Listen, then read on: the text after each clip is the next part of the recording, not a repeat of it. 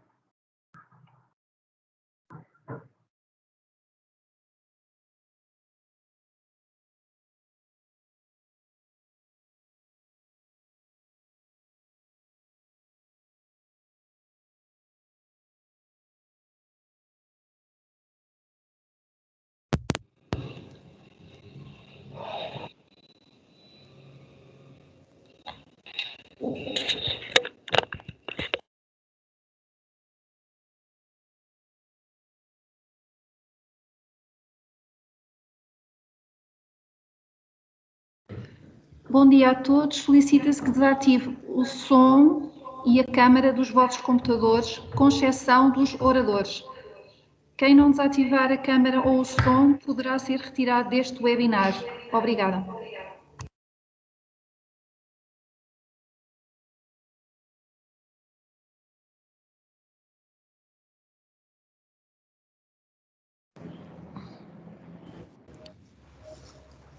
Muito bom dia a todas e a todos. Permitam-me, em primeiro lugar, saudar e agradecer a presença de todos os participantes e sobretudo, dos oradores deste painel que se disponibilizaram para participar hoje neste nosso seminário virtual.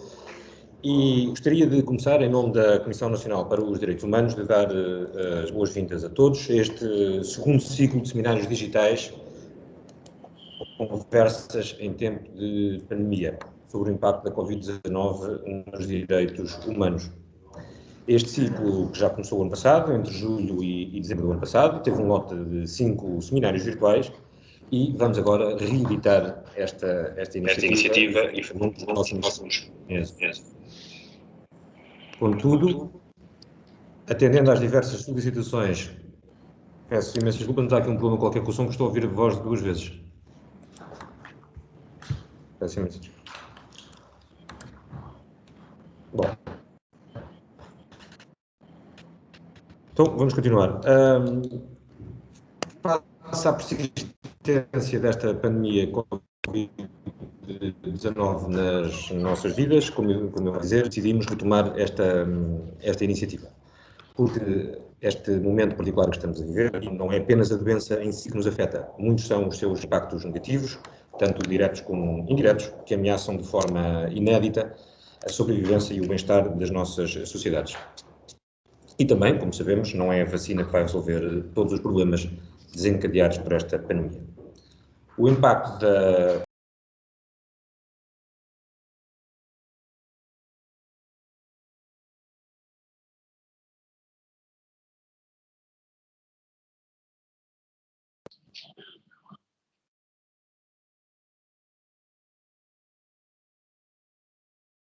Bom dia, o Secretário de Estado está sem som.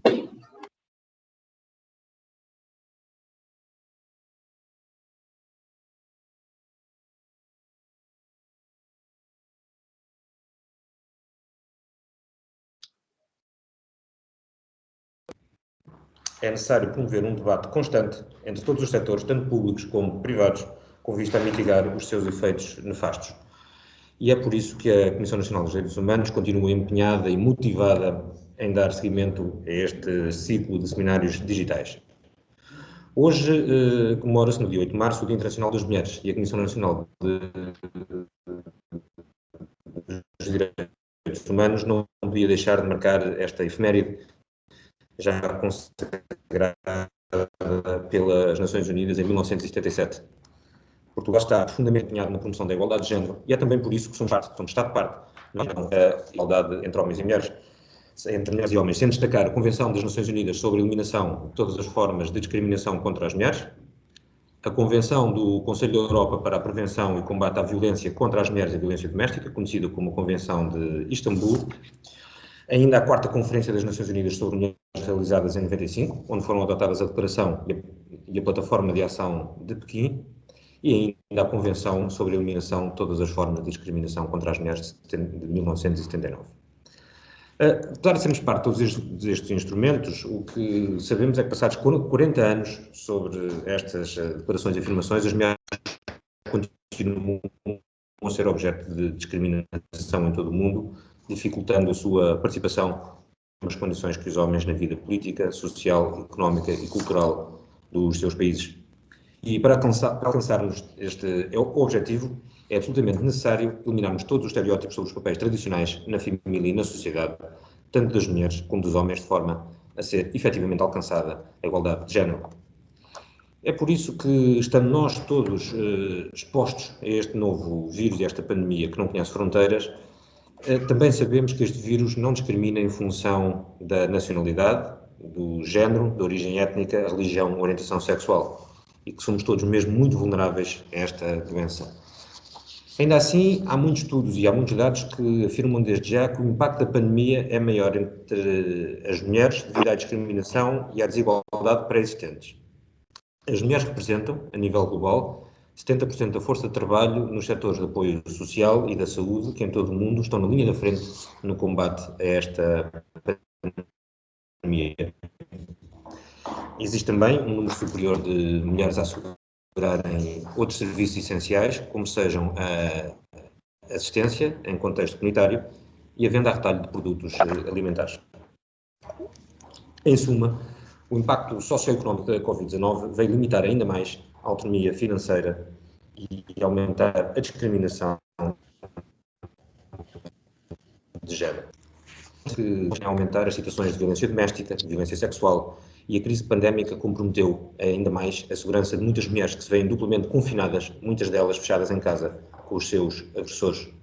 E nunca é demais recordar que a violência de género assume diversas formas e atinge mulheres de todas as idades, etnias, religiões, orientação sexual, nível educacional ou socioeconómico. E é por isso que, perante todo Hoje é dia da mulher. a necessidade de debater isto e de trabalharmos todos juntos, que gostaria de agradecer hoje para a presença neste seminário, a presença da senhora Ministra. Eu pedi às pessoas que tenham o microfone desligado, senão vai ser mesmo difícil mantermos este seminário a funcionar até ao fim. Queria agradecer, portanto, aos nossos oradores. Em primeiro lugar, gostava de agradecer à senhora Ministra de Estado e da Presidência, Mariana Vieira da Silva, que tem a tutela política desta matéria, a quem agradeço a sua disponibilidade para participar hoje. Já esteve connosco e com a minha antecessora em dezembro passado também a discutir esta questão, portanto estava muito de lhe agradecer. Eu sei que hoje é um dia cheio de várias atividades, mas estava de lhe agradecer ter tirado um bocadinho para vir estar hoje aqui connosco.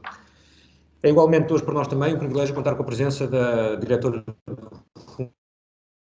das Nações Unidas para a quem também desde já agradeço ter aceito o nosso convite e poder vir partilhar connosco a sua perspectiva sobre o impacto da pandemia no planeamento familiar voluntário, na saúde das mulheres e na saúde materna. Também para perceber o impacto da Covid-19 na violência doméstica e contra as mulheres e a importância da Convenção de Istambul, que gostaria também de agradecer a participação da Helena Leitão, que é o nosso membro no Comitê Grévio do Conselho da Europa. Gostava, uma vez mais, de agradecer também, no plano interno, a presença hoje da coordenadora do Centro Interdisciplinar de Estudos de Género do ISCSP, a Anália Torres, e ainda a perspectiva valiosa e mobilizadora da sociedade civil, através do contributo da Ana Sofia Fernandes, secretária-geral da Plataforma Portuguesa para os Direitos das Mulheres. E, por último, para que isto corra bem, seja organizado e cumpra os seus objetivos, é lógico que um agradecimento muito especial ao Ricardo, que é importante para nós e que ajudará a que esta sessão decorra bem, sem problemas e com muito menos percalços técnicos do que se fosse eu a continuar a mexer neste computador. Portanto, desde já um grande agradecimento também ao Ricardo e a todos. E agora, Ricardo, passo-lhe a palavra para gerir o painel. Muito obrigado, muito bom dia a todos e a todas. Obrigado ao Ministério dos Negócios Estrangeiros pelo convite para moderar este painel. Os direitos humanos e o Covid-19, o impacto socioeconómico da Covid-19 na igualdade de género. Num artigo de opinião que hoje podemos ler no Jornal Público, o secretário-geral das Nações Unidas, António Guterres, afirma que a crise da Covid-19 tem rosto de mulher. A pandemia está a exacerbar as já profundas desigualdades sentidas por mulheres e meninas, eliminando anos de progresso em direção à igualdade de género. Também hoje a Folha de São Paulo quantifica e diz em manchete que a pandemia ameaça 30 anos de avanços das mulheres. O mercado de trabalho retrocede com sobrecarga de tarefas que gera a exclusão, exaustão e exclusão, certamente. O estudo Igualdade de Género e as consequências socioeconómicas da crise de Covid-19 do EIGE, do Instituto Europeu para a Igualdade de Género, feito ao pedido da Presidência Portuguesa da União Europeia, os resultados finais serão conhecidos mais lá para diante, mais lá para junho, ao que julgo saber, vai revelar-nos que a Europa vai andar para trás, a não ser que as políticas de igualdade entre mulheres e homens sejam prioridade e centro dos planos de recuperação. Empregos perdidos e horários de trabalho reduzidos, violência doméstica crescente, provam que o impacto da pandemia foi mais forte nas mulheres e fez descarrilar as conquistas de igualdade. A pandemia revelou o potencial de uma força de trabalho digital, mas o teletrabalho também aumentou os conflitos sobre o equilíbrio vida-trabalho, especialmente para as mulheres com filhos pequenos até 5 anos. Bem, só isto já nos dá algumas pistas para o debate depois das intervenções das participantes no painel. Após a última intervenção vai haver um período para perguntas e respostas, que devem ser colocadas unicamente através do chat aqui da plataforma. Recomendo igualmente, como já foi dito várias vezes ao longo dos preparativos para esta sessão, que com exceção dos oradores ou das oradoras, todos os outros participantes mantenham as câmaras e os microfones desligados durante toda a sessão.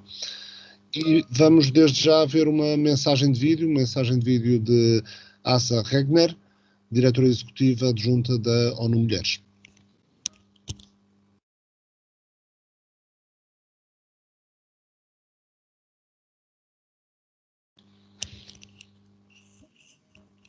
Creio que para já ainda não estamos a ver o vídeo, mas...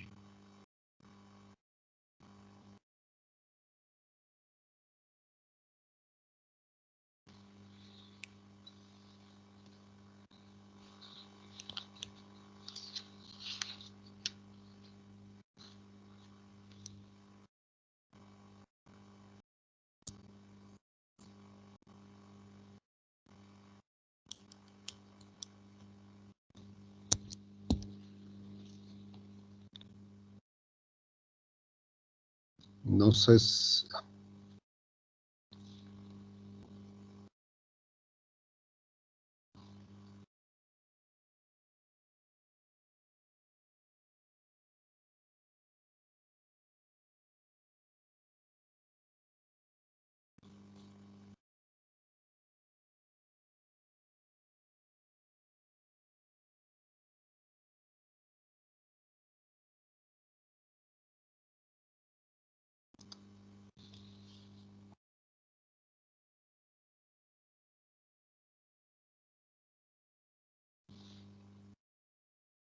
Dear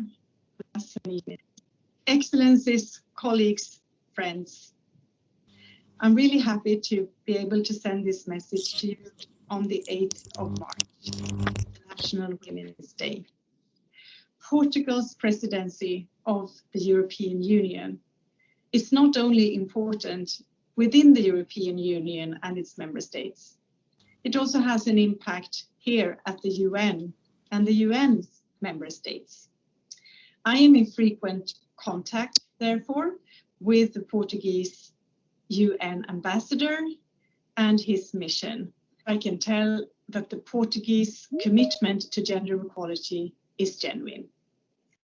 This year, 8th of March, is not just any year. It is marked by 1 year of a COVID crisis.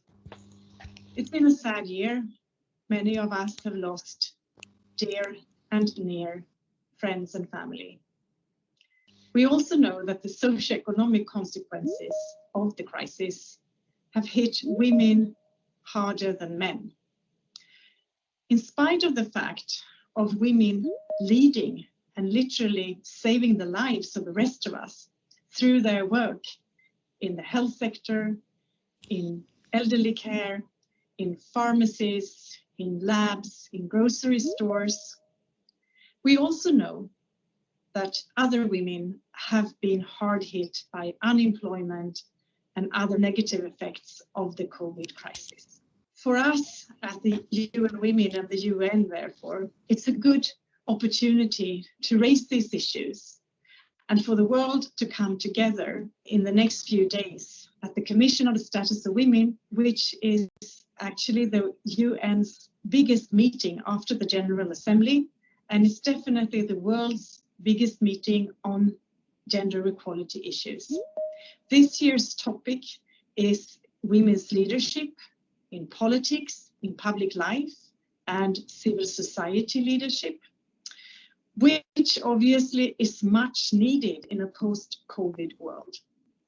We believe that this will be a good opportunity for the world's countries, member states to come together and discuss how can they do more to achieve the gender equality goals and to actually implement women's rights. It is more needed than ever. It is actually a gender equality crisis going on in the world. We know when we took stock last year that a lot still needs to be done. Many governments have come up with good legislation and progressive reforms to a much larger extent than, let's say, 10 years ago. However, the implementation is lacking and the funding is lacking. The political will has been lacking. From UN Women's side, we think that the Commission on the Status of Women will be an important push to both remind of the effects of the COVID crisis, but also to use that knowledge from these 25 years and the fact that we have to accelerate if we want to reach these goals. But we're not only doing that, we have also taken an initiative called Generation Equality. That is an initiative for those member states, private sector, experts, civil society, and young women and men who want to go faster and who want to push for implementation of gender equality in the world, and who also want to commit and find funding for these important initiatives at a greater speed and with more vigor than we have seen before. So we have taken that initiative, which will come immediately after the Commission on the Status of Women, starting with one gathering in Mexico City called the Generation Equality Forum, and the next Generation Equality Forum in Paris in June will safeguard that we have 6 areas of action that the world will gather around. We are very happy that Portugal and of course the European Union is also partnering with us and specifically on violence against women. Thank you again for having me today, and thank you for committing to gender equality and to accelerate implementation. It is much needed, and I feel very inspired by this gathering today. Good luck.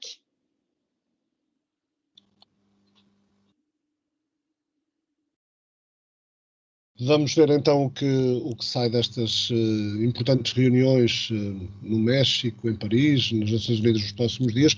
Vimos, portanto, as palavras de Åsa Regner, diretora executiva adjunta da ONU Mulheres, UN Women. Passo então à apresentação da primeira participante no painel, Mariana Vieira da Silva, nasceu em Lisboa, licenciada em Sociologia pelo ISCTE, foi adjunta do Secretário de Estado adjunto do Primeiro-Ministro, anteriormente trabalhou como assessora da Ministra da Educação, fez parte da equipa organizadora do Fórum das Políticas Públicas no ISCTE, foi membro do Conselho Consultivo do Descobrir, o Programa para a Cultura e Ciência da Fundação Carlos Gulbenkian. No 21º Governo Constitucional exerceu as funções de Secretária de Estado adjunta do Primeiro-Ministro e de Ministra da Presidência e da Modernização Administrativa. No 22º Governo Constitucional é Ministra de Estado e da Presidência e, como já aqui foi dito na introdução pelo Secretário de Estado, tendo sob sua tutela, entre outras, as áreas da cidadania e da igualdade, incluindo a prevenção e combate à violência contra as mulheres e a violência doméstica. Sr. Ministro, este palco virtual é seu nos próximos 10 minutos. Muitíssimo obrigada, muito bom dia a todas e a todos. Queria antes de mais agradecer o convite que me foi endereçado para estar nesta sessão. Pedir desculpa por ter que me ausentar no fim, mas é um dia realmente muito cheio. Queria também saudar o Sr. Secretário de Estado dos Negócios Estrangeiros e da Cooperação pelas suas palavras, pela organização deste debate e agradecer o convite para estar aqui. Queria saudar todas e todos os oradores aqui presentes, a doutora Mónica Ferra, a procuradora Helena Leitão, a professora Anália Torres, minha professora aliás, e a doutora Ana Sofia Fernandes. O tema que nos traz aqui hoje, o Dia Internacional das Mulheres, é especialmente atual neste contexto em que vamos debater o impacto socioeconómico desta crise na igualdade de género. E é preciso compreendermos que estas desigualdades se estão a agravar se quisermos ou para podermos desenhar as políticas públicas para o futuro pós-pandemia, que não se desenham no fim da pandemia, desenham-se agora. Devido à Covid-19, nós vivemos um momento de extrema crise sanitária, uma crise com repercussões gravíssimas na vida de todas as pessoas. Para além das questões de saúde, as medidas adotadas para controlar a doença têm impactos sem precedentes na nossa organização social, nas principais instituições que organizam a nossa vida, impactos económicos, impactos nas famílias, nas empresas, no mercado de trabalho, na vida de todos e de cada um de nós. Mas nós sabemos que as crises não acabam quando acabam, nós sabemos que elas perduram na vida de todos aqueles que as vivem e sabemos, além disso, que elas não são iguais para todos e são sempre piores para aqueles que já eram mais vulneráveis. E tal como as crises passadas, esta crise não é neutra do ponto de vista de género, até porque sendo uma crise que afeta mais os mais vulneráveis, ela naturalmente afeta mais as mulheres do que os homens. Nós já conhecemos alguns dos seus impactos e já aqui foram referidos não só estudos diversos, quer os apoiados pelo programa Research for Covid que lançámos, quer, por exemplo, aquele que encomendámos ao EIG no âmbito da nossa presidência.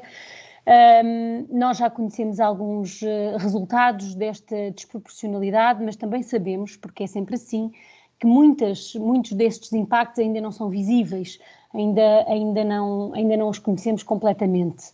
E sabemos que eles não se devem, estes impactos diferenciados para homens e mulheres, apenas à conjuntura desta crise, eles devem-se fundamentalmente às desigualdades estruturais que já existiam, atuando esta pandemia como uma forma de exacerbar essas desigualdades que já existiam. As desvantagens que limitam e condicionam de forma estrutural a participação das mulheres no mercado de trabalho, a participação das mulheres no emprego, as dificuldades de conciliação entre a vida pessoal, familiar e profissional, são estas desigualdades que estão na base destes desequilíbrios que agora vivemos no curto prazo e no médio prazo, mas que têm repercussões no longo prazo. Temos sempre que ter consciência que qualquer desigualdade, por exemplo, entre mulheres e homens perante o emprego ou perante os salários, não se traduz apenas nessa desigualdade salarial, e já seria grave, mas também nas desigualdades nas pensões. E, portanto, todas as desigualdades que nós vivemos no presente têm formas de se consolidar no futuro. E por isso a nossa preocupação, como disse, foi a de procurar definir desde logo, ter os dados que nos mostram quão desigual é esta crise do ponto de vista de género para poder definir melhores políticas. Como aqui já foi falado, a presidência portuguesa assumiu este tema como tema prioritário. O nosso objetivo é poder ter uma proposta de conclusões do Conselho sobre o impacto económico da Covid-19 na igualdade de género. Para isso, solicitámos o estudo que aqui também já foi referido ao EIG, com o objetivo de construir um consenso sobre os impactos para, a partir daí, também poder definir políticas.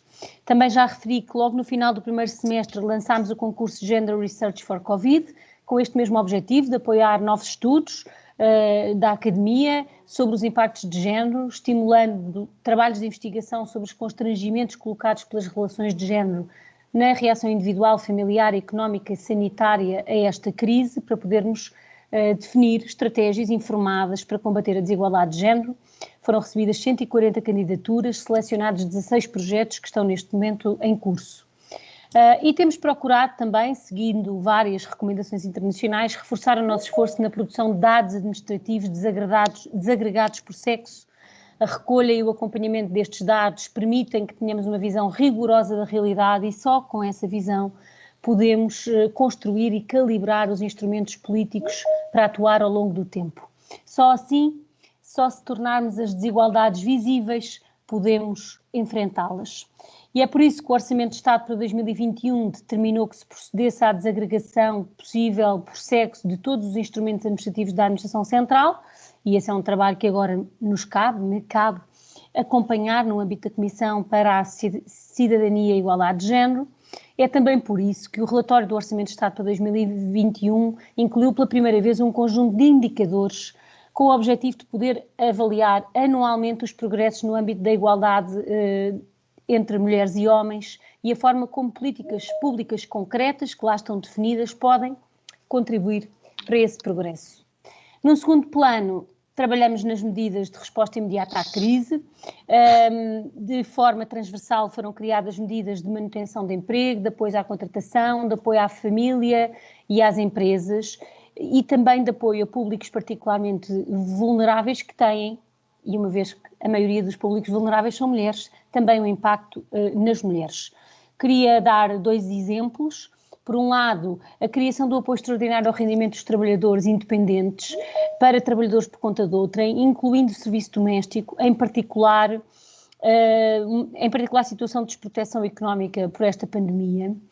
Queria lembrar que quando criamos medidas específicas, por exemplo, para os trabalhadores informais, sabemos que estamos a proteger em particular as mulheres, que são uma maioria neste grupo, e queria relembrar que, por exemplo, lançámos uma prestação adicional do apoio de família que abrangeu 800 mil beneficiários num total de 26 milhões de euros e que todas estas medidas são medidas que apoiam também especialmente as mulheres.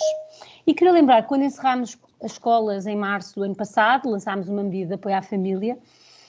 Analisando o impacto desta medida, concluímos que mais de 80%, praticamente 82% dos trabalhadores que beneficiaram desta medida são mulheres e por isso, quando agora houve um novo encerramento de escolas, corrigimos a medida no sentido de apoiar a 100% quando existisse partilha semanal entre pais e mães, porque esse seria um instrumento fundamental de uma maior partilha nesta ausência do trabalho para apoio à família. Queria terminar com a necessidade que também temos prosseguido de reforçar as políticas de combate às desigualdades estruturais. Por um lado, garantindo que as medidas de apoio às empresas e ao setor social não sejam cegas à desigualdade de género e possam majorar os apoios em caso de contratação de desempregados do sexo subrepresentado em cada um dos setores, em determinadas profissões. Redobrámos os nossos esforços no último ano no combate à segregação horizontal e na eliminação dos estereótipos de género. Era, aliás, o tema do último 8 de março, que já foi realizado em condições diferentes, ainda que mais presenciais do que este dia de hoje, e estipulámos que um dos indicadores prioritários no Plano de Ação para a Transição Digital seria a percentagem de mulheres empregadas no setor das TIC. No âmbito do programa InCode, está estabelecido um eixo de inclusão para garantir a transversalização destes objetivos em todos os eixos do programa e neste contexto sublinho-se que, por exemplo, o programa Upskill, que pretende requalificar profissionais para responder às necessidades de quadros na área da programação, em que se conseguiu que 40% das pessoas colocadas na primeira fase fossem mulheres e estes são avanços muito significativos numa área em que as mulheres estão subrepresentadas e estão a gerar desigualdades futuras.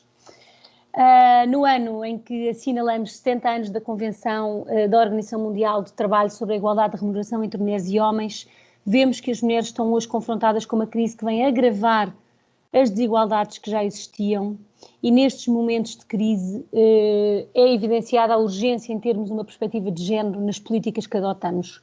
Combate pela igualdade no pós-pandemia será um esforço conjunto e articulado, terá que ser.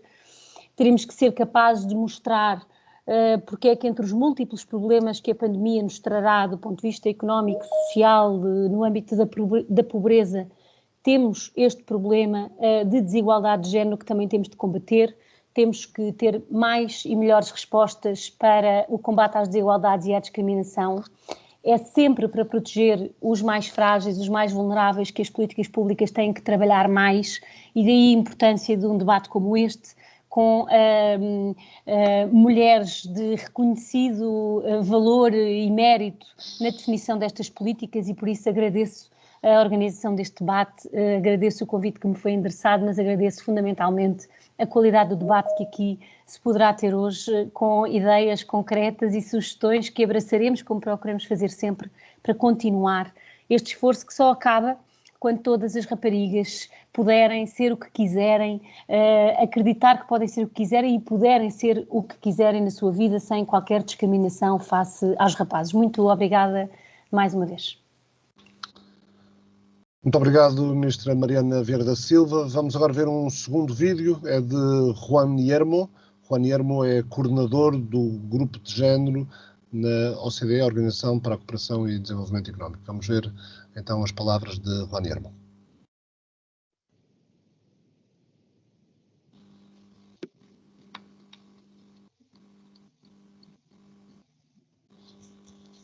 Dear distinguished speakers, dear friends, muito obrigado à Comissão Nacional para os Direitos Humanos pelo convite para este webinar, num dia muito especial e muito importante para a humanidade. We are all united on this, the International Women's Day, to renew our commitments to empowering the recovery through women's leadership. This is the theme of the forthcoming OECD March on Gender. The COVID pandemic's toll on economies and societies have been immense. It's also threatening to reverse the progress made in advancing gender equality over the last half-century. The headline figures may be painting a rather ambiguous picture.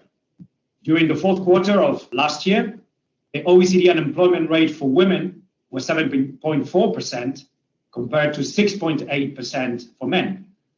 Global job losses were higher for women at 5% compared to men at 3.9%. These are the figures from the ILO. But still, the full labor market impact of the pandemic is yet to become clear. And in fact, we know from the ground that women have been disproportionately affected by this crisis. Women face higher risks of economic insecurity.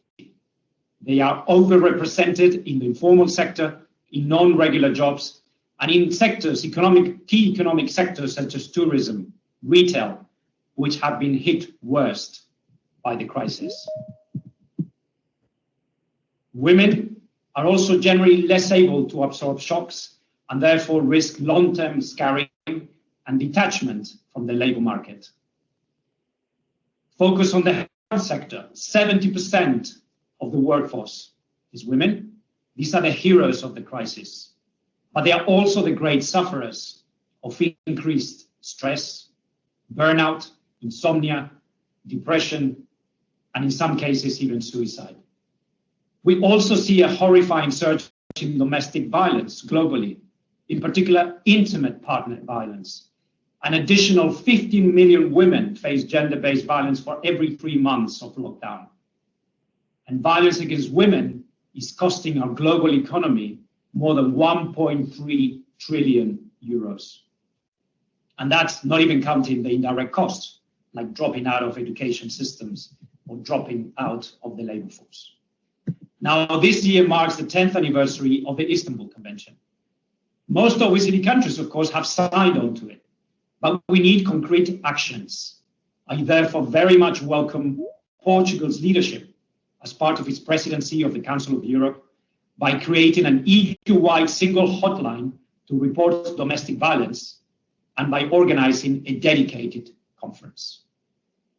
These are very important developments, and we also need to redouble our efforts to close the gender gaps in our economies, to eliminate the barriers to gender equality, and to make the recovery gender responsive.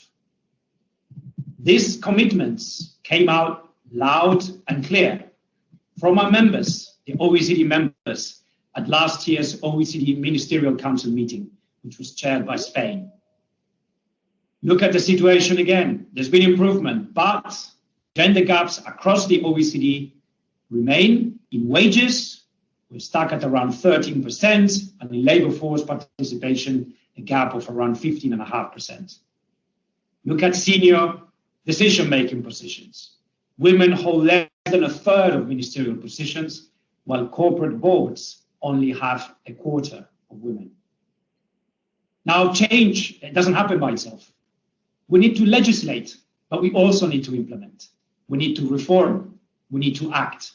I therefore welcome very much Portugal's push to reach a consensus on the Women on Boards Directive in the Council of Europe. For years, the OECD has promoted the gender equality and the inclusive, sustainable growth agendas as inseparable. This is truer today than ever before. We will just not only discuss gender equality, we have to, of course, we have to analyze, we have to cover those gender data gaps that we have. What we can do is to count on the OECD to make change happen. Thank you very much. As palavras de Juan Yermo, coordenador do Grupo de Género na OCDE. Vamos passar agora à segunda participante neste painel, neste webinar. Mónica Ferro é diretora do Escritório em Genebra do Fundo das Nações Unidas para a População. Antes de se juntar à ONU, foi docente e investigadora universitária em Portugal, deputada à Assembleia da República pelo PSD, onde foi presidente do Grupo Parlamentar sobre População e Desenvolvimento. Foi também membro do Comitê Executivo e vice-presidente do Fórum Europeu de Parlamentares sobre População e Desenvolvimento. Desempenhou ainda as funções de secretário de Estado Adjunta para a Defesa Nacional. Mónica Ferro, 10 minutos para esta intervenção. Obrigada, Ricardo. Talvez tivesse faltado aí no meu currículo dizer que já somos companheiros de muitos debates e, portanto, é sempre um gosto rever-te. Muito obrigada. Eu queria começar por agradecer ao Sr. Secretário de Estado dos Negócios Estrangeiros e da Cooperação por este convite para participar neste seminário que muito me honra. Eu vou só ligar aqui o meu timer, porque eu sou conhecida por não controlar o meu tempo. Mas queria agradecer ao Sr. Secretário de Estado não só pela definição do tema, mas pelo convite para me juntar a vós, e queria, como é evidente, agradecer o apoio constante e consistente que Portugal tem dado ao Fundo das Nações Unidas para a População, não só em termos de financiamento, mas em termos de apoio político e de promoção de ideias e de manter uma agenda progressista liderada pelo exemplo. E a Deputy Executive Director da ONU Mulheres falou da excelente relação que há em Nova Iorque. Em Genebra essa relação é igualmente próxima e articulada. E uma última palavra para agradecer ao Ministro dos Negócios Estrangeiros português pelas palavras que preferiu na abertura do Conselho de Direitos Humanos este ano, quando destacou não só o aniversário da Convenção de Istambul, mas destacou também o quão fundamental era garantir o acesso universal à saúde sexual e reprodutiva e aos direitos sexuais e reprodutivos. Portanto, são estes compromissos políticos que são precisos, quer para mapear o que está a passar agora em sede de impacto do Covid da igualdade de género, mas também para planear a reconstrução olhando para a frente.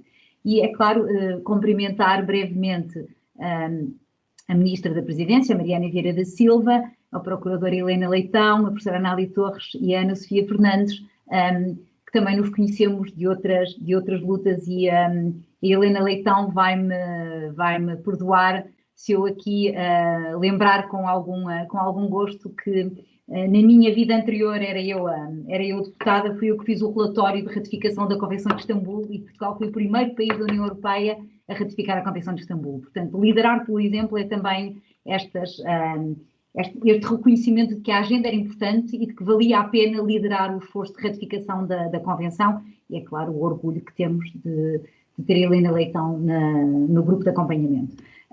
Já muito foi aqui dito sobre o impacto desta crise na igualdade de género e de facto não podia concordar mais com as palavras iniciais do Secretário de Estado quando ele descreve exatamente não só o quanto esta crise veio afetar as desigualdades que são estruturais e que são cumulativas e que são interseccionais e que afetam desproporcionalmente as mulheres, mas também a necessidade de investir na recolha de dados, e a senhora Ministra também o referiu com muita acutilância. E, de facto, era exatamente por aí que eu ia começar. Nós sabemos que as crises têm impactos distintos e que esse impacto distinto é mais forte ou é mais negativo sobre os grupos que já estão em situação de particular vulnerabilidade, e aí incluímos as mulheres, como podemos incluir as pessoas idosas, como podemos incluir as pessoas portadoras de deficiência, como podemos incluir os jovens, como podemos incluir os migrantes, como podemos incluir a comunidade LGBTQI. E, portanto, estes grupos que já estão numa situação de particular vulnerabilidade vão ser mais afetados ainda por estas crises. O que esta pandemia nos vai permitir pela primeira vez é recolher dados desagregados sobre o impacto de uma crise deste volume, de uma crise desta magnitude, em todos estes grupos populacionais. E, portanto, para nós, como muitos de vós sabem, os dados são importantes. O Fundo das Nações Unidas para a População foi criado há 51 anos atrás, exatamente para fornecer aos dados, a fornecer aos Estados, estatísticas e tendências demográficas para que eles pudessem planear os seus processos de desenvolvimento, e, portanto, esse é o nosso ADN, daí que o nosso lema, a nossa assinatura tenha sido durante muito tempo, porque toda a gente conta, e desta vez, de facto, é importante contar toda a gente, porque vai ser isso que nos vai permitir não só desenhar as respostas adequadas, para que elas possam ter o maior impacto positivo, mas também estamos preparados para quando a próxima pandemia nos atingir, para que a resposta seja já desenhada também com esse caráter quase preventivo.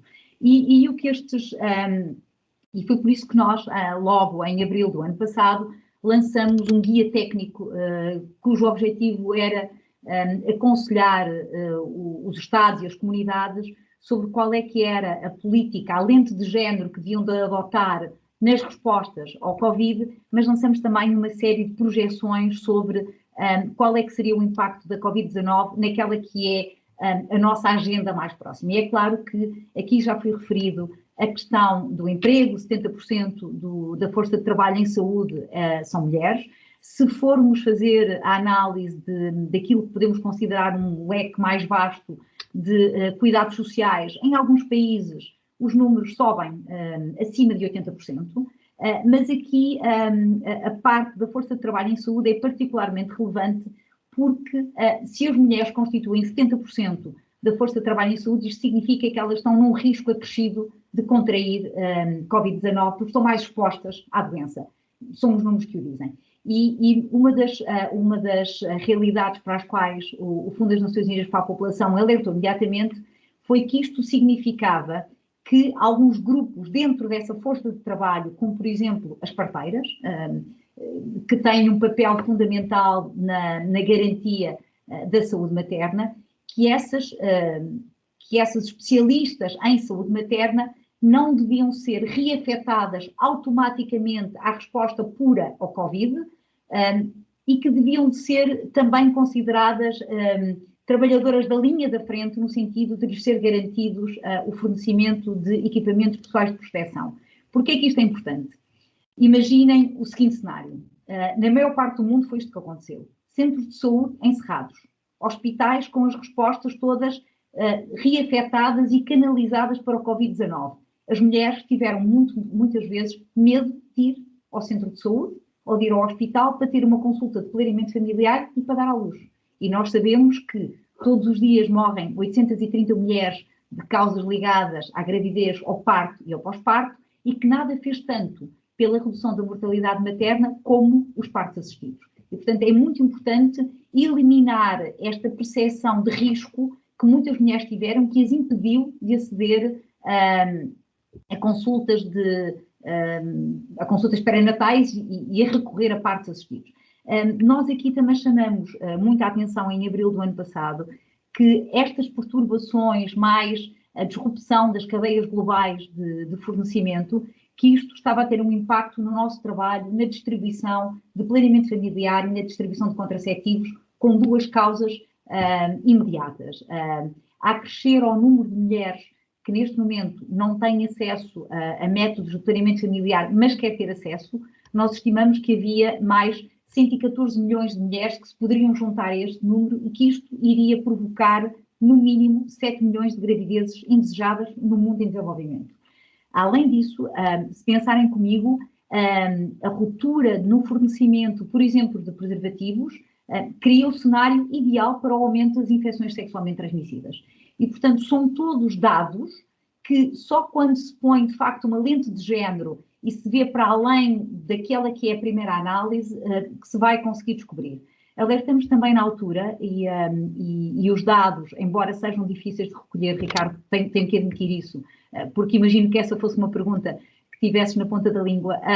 Os dados são muito difíceis de recolher, mas nós estimamos que a interrupção de todos os programas globais que temos para a eliminação do casamento infantil, o UNFPA gera com a Unicef o grande programa de eliminação do casamento infantil e também o grande programa global de eliminação da mutilação genital feminina. Nós estimamos que, devido às perturbações nestes programas, devido ao facto de as meninas terem sido retiradas da escola, porque as escolas fecharam, que isto esteja a expor a eventuais mais 2 milhões de casos de mutilação genital feminina daqui até 2030 e que de outro modo poderiam ser evitados. E em termos de casamento infantil estimamos um aumento de 13 milhões de casos que de outro modo poderiam ser evitados. Os números são de facto são dramáticos, porque são vidas que ali estão e é potencial que não vai ser realizado. E é claro que também há uma questão que se tem que salientar aqui, que é, em alguns destes países, estas raparigas têm acesso a produtos de higiene menstrual porque vão à escola. E, portanto, com escolas fechadas, é mais um obstáculo que se coloca à sua plena participação na sociedade, à sua participação no espaço público e a pobreza do período é uma questão que tem que estar em cima da mesa. E para terminar, além deste cenário sobre o impacto mais direto no nosso mandato, nós estamos agora a terminar um estudo sobre o impacto da Covid-19 na mortalidade materna. Vai ser o primeiro estudo sistematizado e deve sair daqui a 2 semanas, creio eu, porque, como dizia, é de facto difícil muitas vezes recolher estes dados, porque isto requer um sistema de estatística bastante sofisticado, mas além disso nós temos apelado muito para que haja uma consciência de como a desigualdade socioeconómica vai além da desigualdade económica e queria terminar com isto. Há 3 anos lançamos um relatório que dizia uma coisa muito simples: a desigualdade económica divide o mundo entre aqueles que têm e aqueles que não têm. A desigualdade de género e a desigualdade no acesso à saúde sexual e reprodutiva divide o mundo entre aqueles que podem e os que não podem. Os que podem ir à escola e os que não podem ir à escola. Os que podem ficar na escola ou as que são retiradas da escola porque atingiram aquilo que em alguns países é considerada a idade de ser casada. Aqueles que têm acesso à educação sexual compreensível e que podem planear a sua fertilidade e aqueles que não têm. E, portanto, é por isso que eu acho que o tema deste webinário é tão oportuno, porque coloca a tónica em todas as desigualdades estruturais, na forma como elas se potenciam umas às outras e, portanto, como uma atuação política tem que ser uma atuação multinível para que, e aqui vou roubar as palavras da senhora Ministra, para que todas as mulheres e todas as raparigas possam ser aquilo que querem, mas que percebam também que podem ser o que querem. E, portanto, quando igualdade significar dignidade, estamos todos melhor e esta crise, eu não consigo ver qual é o silver lining, não consigo ver qual é que é a luz que brilha para além de tudo, mas pelo menos estamos a obrigar a repensar e vai-nos dar dados para planear melhor. Obrigada, Ricardo. Muito obrigado, Mónica. Vamos passar à terceira oradora desta manhã, para além das 2 mensagens de vídeo que já vimos. Helena Leitão é magistrada do Ministério Público, atualmente Procuradora da República. Trabalhou como assessora jurídica da Timor-Leste. Foi docente de Direito Penal e Direito Processual Penal nos Centros Judiciários e diretora executiva da revista jurídica do SES. Exerceu funções no Departamento Central de Investigação e Ação Penal, na área de combate à corrupção no setor da saúde. Desde 2014 coordena o Departamento de Relações Internacionais do Centro de Estudos Judiciários. É perita do Comitê, já aqui referido, Grevio, o grupo de peritos sobre combate à violência contra as mulheres e a violência doméstica do Conselho da Europa. É autora de diversos artigos publicados na área de Direito Penal e Direito Processual Penal, designadamente à mutilação genital feminina. Sra. Procuradora, os próximos 10 minutos. Muito bom dia, espero que me estejam a ouvir perfeitamente. Não fiz teste de som antes. Está tudo bem em termos de audição? Estamos a ouvir, sim, senhor. Pronto, obrigadíssima. Bom dia a todos e a todas. Eu agradeço vivamente este convite que me foi endereçado. Sabendo eu dos problemas que os juristas normalmente têm em cumprir o tempo que lhes é concedido para falar ou para intervirem sobre qualquer matéria, vou tentar respeitar o mais possível o tempo que me foi concedido e, portanto, passo diretamente à minha intervenção sobre esta matéria, para a qual, repito, agradeço vivamente o convite. Como nós sabemos, está-se a cumprir um ano, ou cumpriu-se já um ano, desde o início da Covid-19 em Portugal, que foi registado em março do ano passado, e precisamente a Convenção de Istambul completa 10 anos de idade também neste ano. É nestas circunstâncias que se vive uma crise de efeitos devastadores, que afeta mais de 160 países e que, como normalmente sucede quando há crises pandémicas, coloca à nu as desigualdades que estruturam as nossas sociedades, denunciando e agravando as vulnerabilidades e as desigualdades em geral. Assim, é consabido que a violência em geral contra as mulheres e as meninas, tal como a violência doméstica, aumentam em alturas de crise e o vírus da Covid-19 já veio demonstrar que de democrático, como inicialmente foi apelidado, tem muito pouco no que toca aos seus efeitos. Se não, vejamos, dos 49 milhões de profissionais de saúde que na União Europeia estão na linha da frente contra a Covid-19, nessa medida mais expostos ao vírus, cerca de 76%, a doutora Mónica Ferro referiu 70%, 76%, isto são dados que eu fui buscar aos sites do Parlamento Europeu e das Nações Unidas e do Conselho da Europa, precisamente. Portanto, cerca de 76% dos profissionais na área da saúde são efetivamente mulheres. O maior desequilíbrio verifica-se na Letónia, onde as mulheres constituem 88% da força de trabalho na área dos cuidados de saúde, por contraponto a 53% de mulheres em Malta. As mulheres estão igualmente sobre-representadas em serviços essenciais que implicam contacto com outras pessoas, e que vão desde as vendas ao público, às creches, às escolas e a outros estabelecimentos de acolhimento e ensino de crianças, bem como nos lares de idosos. Sublinhe-se que na União Europeia, em geral, as mulheres são cerca de 82% dos empregados de caixas de supermercados e 95% dos trabalhadores nas áreas de limpeza, doméstica ou não, e de ajuda ao domicílio. Também no que toca à segurança nos postos de trabalho, as mulheres representam 84% dos trabalhadores ativos entre os 15 e os 64 anos no setor dos serviços. Setor este que abrange as áreas mais atingidas pela pandemia e onde as mulheres estão muito mais vulneráveis a perder o seu emprego. Acresce que mais de 30% das mulheres na União Europeia trabalham a tempo parcial e ocupam uma grande parte de empregos na economia informal, que se caracteriza por salários mais baixos, a ausência ou diminuição de certos direitos laborais, de proteção e de saúde. Um recente estudo do AGE, Instituto Europeu da Igualdade de Género, aliás encomendado por Portugal, destaca o impacto da pandemia no mercado de trabalho, que é maior em Espanha, Bélgica, Irlanda, Itália e Portugal, Hungria e Grécia. Relativamente a Portugal, registra-se o 5º maior impacto no mercado de trabalho, afetando de forma desproporcional as mulheres. Refira-se também que com os confinamentos, com a dispensa tendencial dos empregados de limpeza, empregados e empregadas de limpeza e os encerramentos das escolas, as tarefas domésticas e o apoio às aulas à distância ficaram ainda mais a cargo das mulheres. Simultaneamente, e numa área diversa, a maior utilização da internet durante a pandemia aumentou a violência do género online, assim como o abuso sexual online de crianças, especialmente raparigas.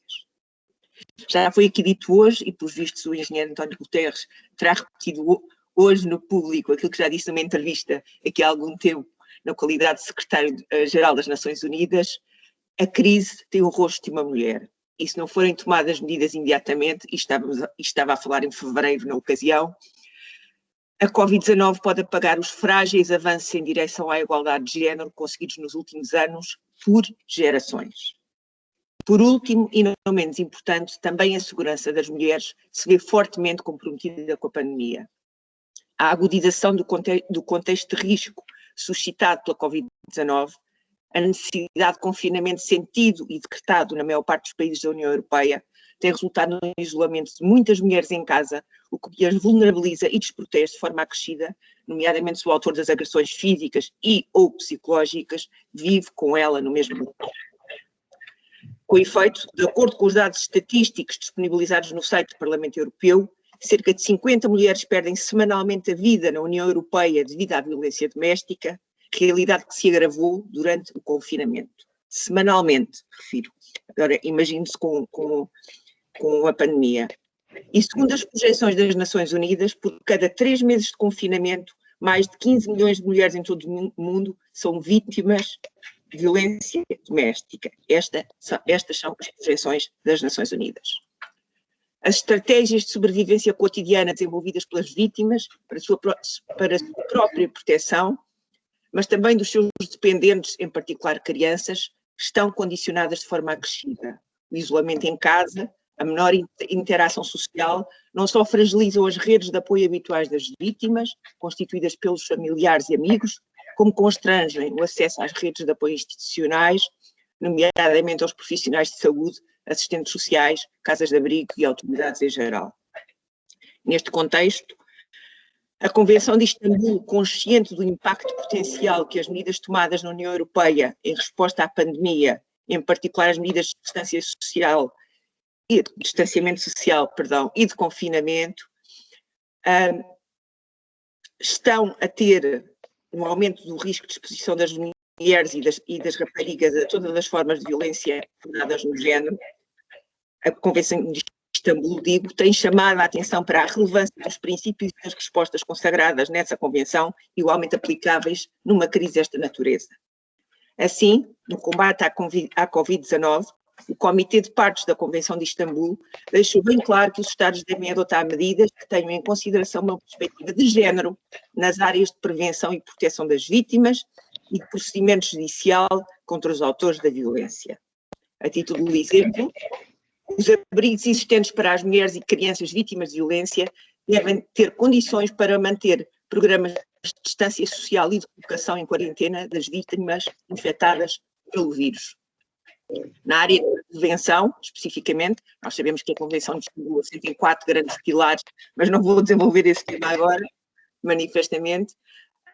Na área da prevenção, refere o Comitê de Partes da Convenção de Istambul, os Estados devem fazer campanhas de sensibilização nos órgãos de comunicação social e nas redes sociais, com o objetivo de alertar o grande público para o risco acrescido da violência contra as mulheres e as raparigas durante a pandemia, bem como disseminar o mais largamente possível informação em brochuras, folhetos, sobre os apoios disponíveis para as vítimas em locais que se mantenham abertos, como supermercados e farmácias. Também, a título exemplificativo, na área da proteção, os Estados devem qualificar como essenciais e garantir a continuidade de serviços de apoio geral e especializado para as vítimas de todas as formas de violência cobertas pela aplicação da Convenção de Istambul. Assim, isto é muito importante, como serviços de apoio e proteção a crianças testemunhas. Este apoio poderá implicar medidas suplementares de adaptação das estruturas existentes ao nível dos abrigos, das linhas de assistência.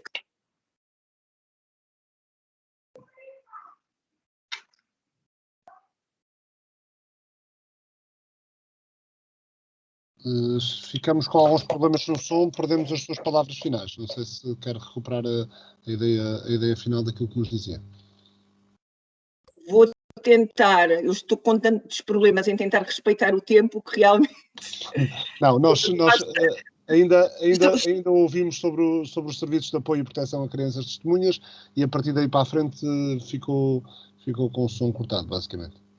Pronto, a partir daí comecei a ouvir barulho e, portanto, também não adiantei grande coisa. Portanto, este apoio a crianças e a crianças testemunhas e às mulheres em geral poderá implicar medidas suplementares de adaptação das estruturas existentes ao nível dos abrigos, das linhas de assistência telefónica ou à criação de espaços de chat e de plataformas de aconselhamento social e de assistência psicológica às vítimas através dos meios tecnológicos. Suponho que esta parte não tinham ouvido, certo? Na área de prossecução judicial, a notícia do crime deve ser preservada de forma a permitir às mulheres vítimas de violência apresentar queixa em segurança. Linhas telefónicas específicas para apresentar queixa por violação ou abuso sexual, por exemplo, devem ser equacionadas. A utilização de palavras de código em farmácias para denunciar a violência de um parceiro ocasional ou violência durante o confinamento poderão ser também muito eficazes. O risco da reincidência por parte dos autores deve ser avaliado com todo o cuidado e, em casos de alto risco, medidas de coação gravosas devem ser aplicadas para prevenir a continuação da atividade criminosa, designadamente a prisão preventiva. Não fomos nem pretendemos ser exaustivas na abordagem do tema que fomos chamados a abordar, nem o tempo o permitia, e tudo isto para dizer que, infelizmente, tudo indica que a pandemia continuará connosco por mais algum tempo, não obstante a esperança de que a vacinação acelere o final possível da crise. Contudo, para as mulheres vítimas de violência, o final da pandemia não vai permitir por si só o regresso à normalidade. Nessa medida, e quiçá já estou a passar a palavra à oradora seguinte, é fundamental que num futuro próximo as ciências sociais analisem os impactos perniciosos desta pandemia e das medidas de combate à sua propagação na qualidade de vida das vítimas de violência doméstica, para que as respostas encontradas possam ser adequadas e capacitadoras no futuro. Enquanto isso, é imperioso recorrer e utilizar os instrumentos jurídicos nacionais e internacionais já existentes que nos permitam combater, assim sejam usados, a pandemia na sombra, como lhe chama a ONU, que é esta crise sem precedentes de violência contra as mulheres que não está a receber a mínima atenção face à atenção que se presta à emergência sanitária propriamente dita. Termino invocando as palavras da presidente do Grêmio, Marceline Naudi, preferidas numa entrevista a propósito da pandemia e da aplicação à mesma da Convenção de Istambul. Uma coisa é muito clara, diz ela, em que a Convenção é muito clara, é que a Convenção aplica-se na saúde e na doença, como num casamento. A Convenção de Istambul aplica-se, haja ou não uma pandemia, e continua em vigor em qualquer circunstância. Os Estados não ficaram desobrigados de a cumprir, as obrigações que assumiram com a sua ratificação mantêm-se válidas, especialmente porque sabemos que a pandemia vai exacerbar e agravar a situação das mulheres e das crianças. E o que pretendemos, acima de tudo, é isso, prevenir e, se possível, proteger as mulheres e as crianças. E na mesma linha, permitam-me que eu acrescente, só assim podemos superar esta crise sem abandonar o objetivo de tornar as nossas sociedades mais justas e igualitárias. Muito obrigada pela vossa atenção e peço desculpa por estas vicissitudes técnicas e sonoras que ocorreram durante a minha intervenção. Muito obrigado, Procuradora Leitão. Vamos passar então à oradora seguinte. A professora Anália Torres é doutorada em Sociologia, professora catedrática e coordenadora da Unidade de Sociologia no ISPS, no Instituto Superior de Ciências Sociais e Políticas da Universidade de Lisboa. Presidiu a European Sociological Association e a Associação Portuguesa de Sociologia, dirigiu diversas equipas de investigação nacionais e internacionais sobre temáticas como família, género, casamento, divórcio, trabalho, pobreza, toxicodependência, juventude, proteção de crianças e jovens. Faz parte da equipa nacional responsável pela aplicação em Portugal desde 2002 do European Social Survey, é autora de 16 livros e tem mais de 60 capítulos de livros e artigos publicados em revistas nacionais e internacionais. Nada a todos, os próximos 10 minutos consigo. Obrigado.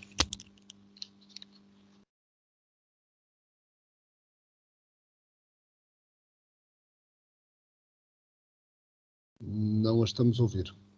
Tenho o microfone desligado, creio.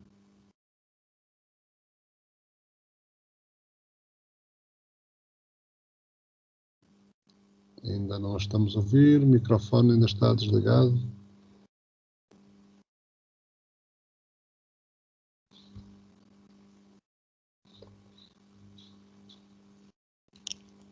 Ainda não a conseguimos ouvir. Não sei se a organização consegue ligar remotamente o microfone da professora Anália Torres.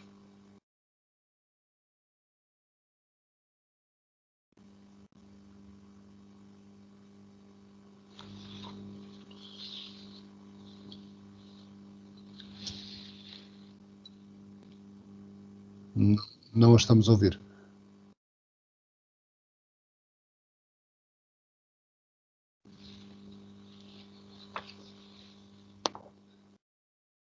Não a estamos a ouvir, não.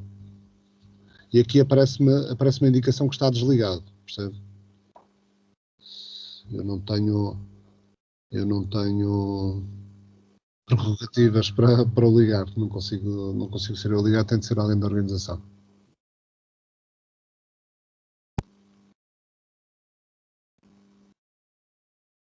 Não estou a conseguir. Se calhar melhor, enquanto se resolve esse problema, é passar à oradora seguinte.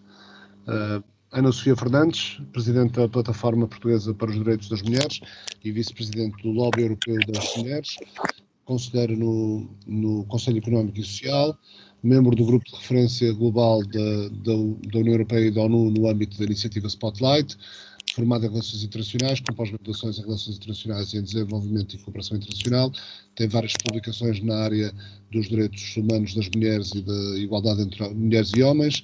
A sua experiência inclui o exercício de funções no Instituto Europeu para a Igualdade de Género, num gabinete ministerial, no âmbito da presidência portuguesa em 2007, portanto na anterior, no gabinete do Alto Comissário para as Migrações, no Instituto de Gestão do Fundo Social Europeu, à frente da Plataforma Portuguesa para os Direitos das Mulheres, trabalha na promoção da eliminação de todas as formas de discriminação contra as mulheres. Ana Sofia Fernandes.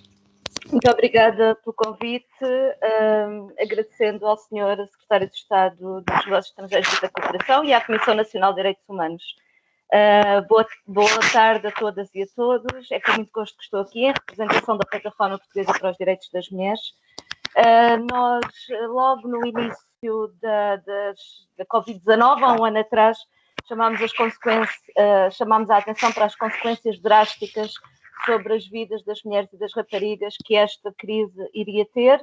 Lançámos um policy paper denominado "As mulheres não podem pagar a fatura da Covid-19", que foi amplamente disseminado em Portugal.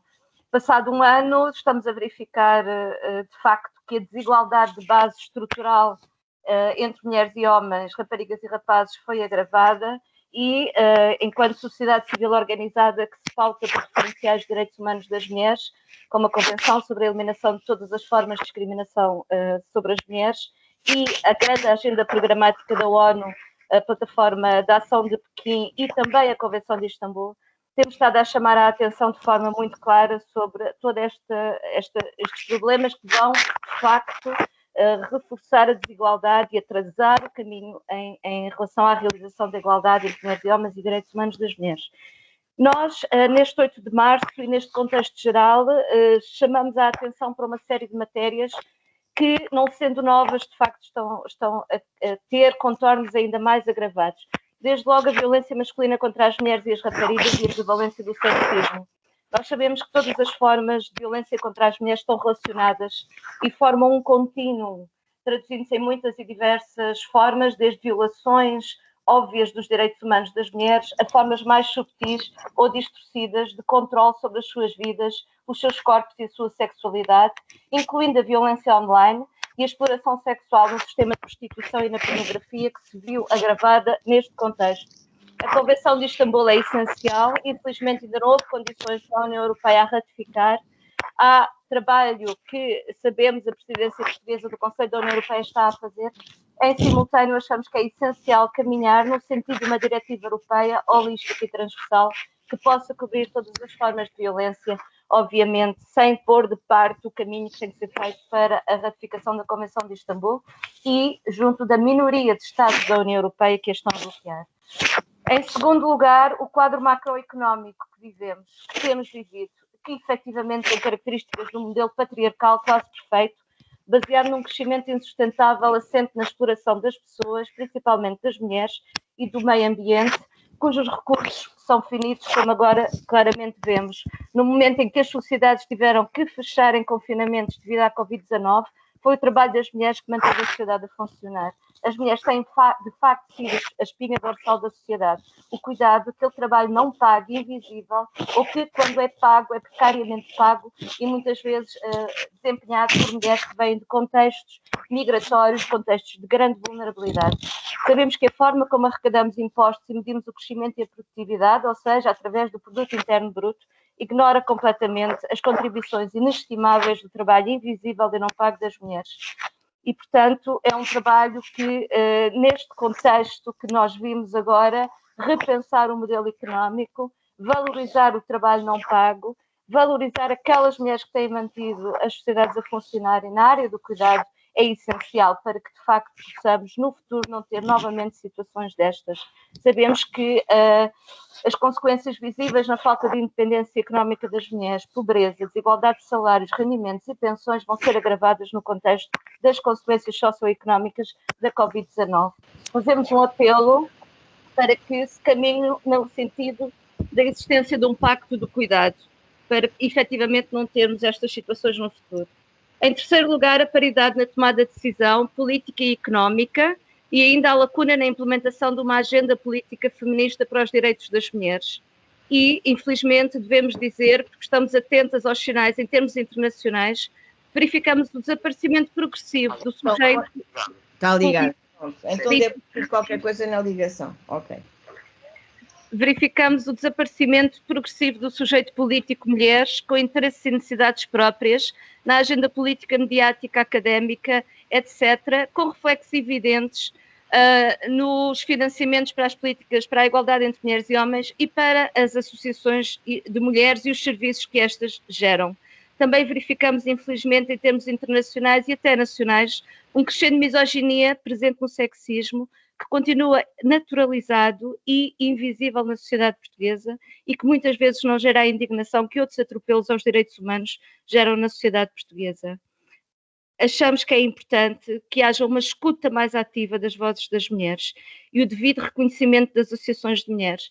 A Comissão sobre o Estatuto das Mulheres este ano, a 65ª, que a Åsa Regner já aqui referiu, tem por mote as mulheres na vida pública, a igual participação na tomada de decisão. Ora, as associações de mulheres são associações de autorrepresentantes, representam mais de metade da sociedade e, portanto, a sua centralidade no acompanhamento, na definição, na implementação e na monitorização das políticas públicas é essencial. Os espaços próprios para ouvir as associações de mulheres, os espaços de interesse das associações de mulheres têm que ser mantidos e protegidos.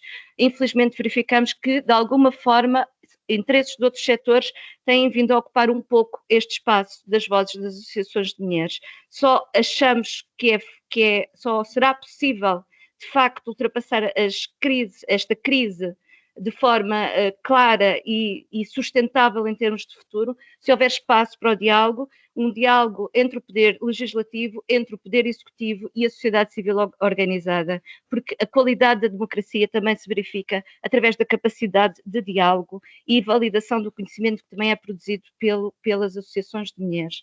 Portanto, Covid-19, consequências socioeconómicas, já aqui foi muito falado, todas elas, violência, falta de independência económica das mulheres, agravamento da situação de pobreza, de desigualdade, novas formas de violência online e as questões do cuidado.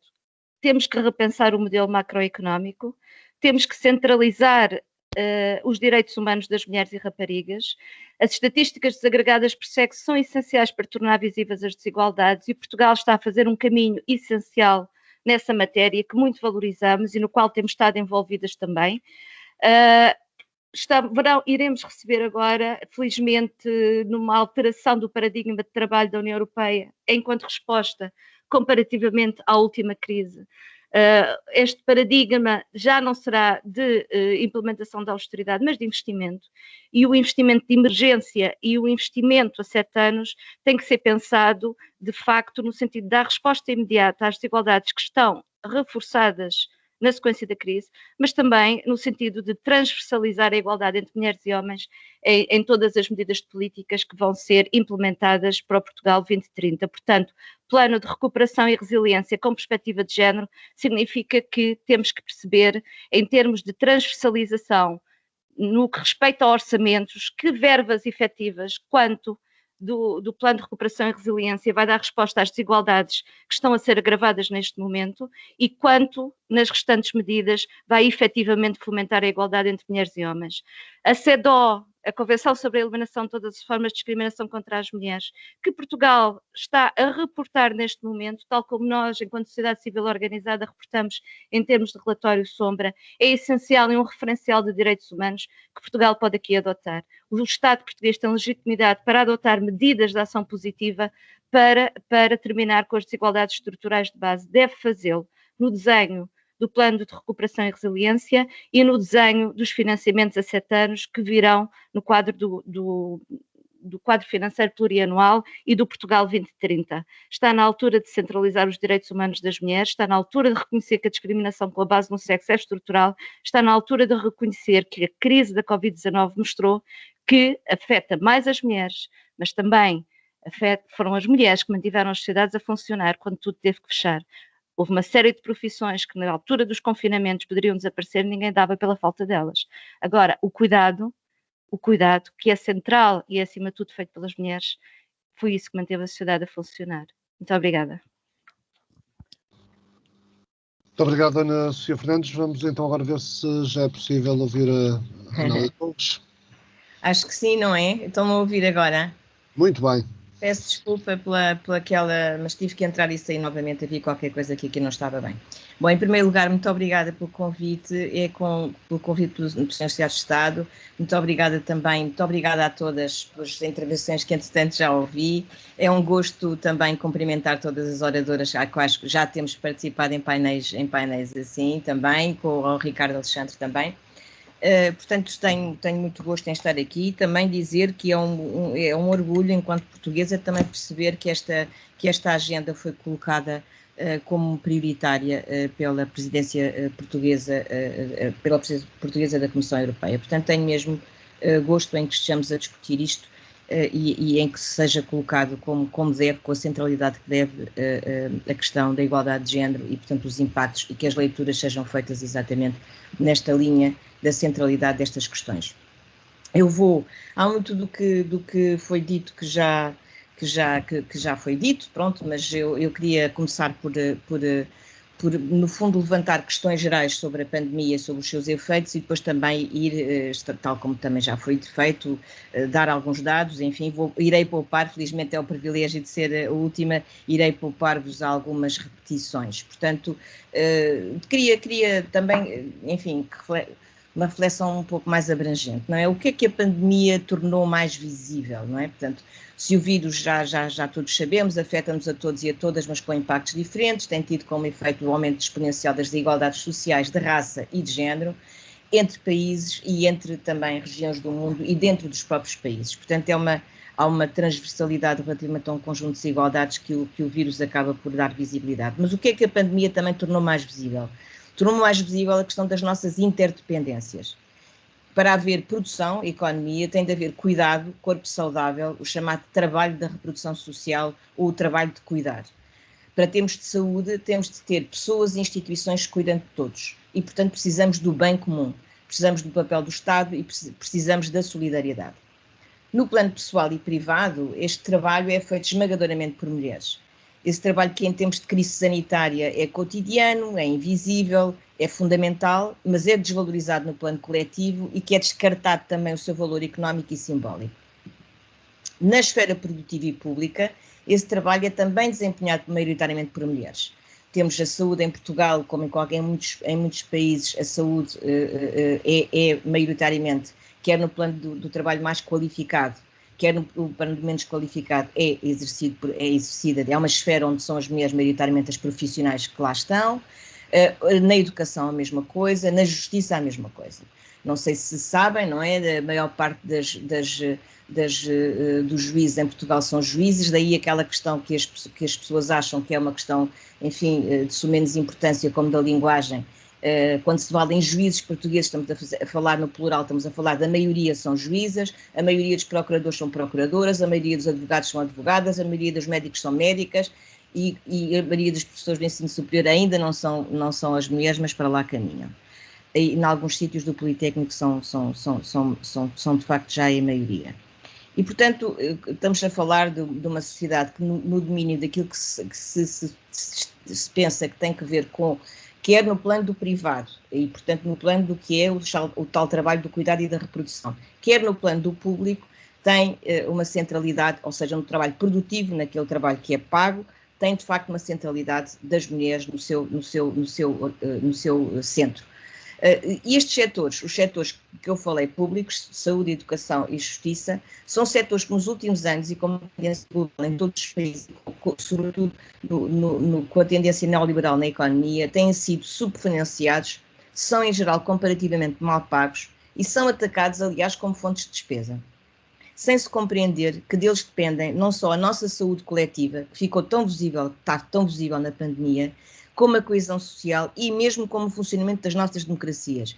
Devo dizer que as questões da subida da extrema-direita em muitos países, além de ser um fenómeno complexo e que eu não ouso aqui dizer que tem que ver, evidentemente, com esta desvalorização do público só, mas tem também muito a ideia, uma perda de uma noção de bem comum, de alguma coisa que se sobreponha às pessoas do ponto de vista das lógicas de mercado, porque justamente as lógicas de mercado tenderam a centrifugar muitas pessoas para fora desse espaço e, portanto, o crescimento, tudo o que é a desvalorização do bem público é também a desvalorização não só justamente do contributo feminino, mas é também a erradicação, o puxar para o lado um conjunto de situações e de margens vulneráveis, o que faz evidentemente crescer um conjunto de contestações sociais. Portanto, num certo sentido, também o problema da desvalorização do bem comum é uma das fontes principais de desigualdade entre homens e mulheres, mas também fonte fundamental de falta de coesão social e desigualdades mais profundas e desequilíbrios fundamentais.